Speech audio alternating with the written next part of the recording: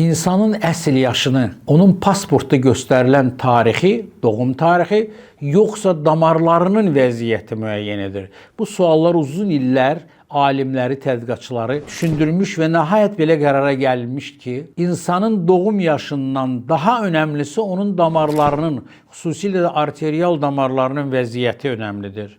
Nəyə görə? Çünki hər bir orqana, baş beyindən başlayaraq ta ətrafdakı orqanlara qədər, nahiyələrə qədər qan təchizatı məhz ondan asılıdır. Arterial damarlarda gedən dəyişikliklər son nəticədə bu və digər orqanda işemiya deyilən, yəni infarkt, insul, qangrena kimi dəyişikliklərə gətirə bilər. Onun üçün də damarların sağlamlığına diqqət yetirmək lazımdır. Bunun üçün nə etmək lazımdır? Daim hərəkətdə olmaq, qanda xolesterin miqdarına diqqət yetirmək, şəkəri düzgün korreksiya etmək, arterial təzyiqə diqqət yetirib onu daim normal həddə saxlamaq. Əgər bu dediyim faktorlara diqqət yetirsəniz, hesab edin ki, siz damarlarınızın sağlamlığını, bununla da öz həyatınızın sağlamlığını, uzun ömürlük təmin etmiş olarsınız. Sizə can sağlığı arzu edirəm.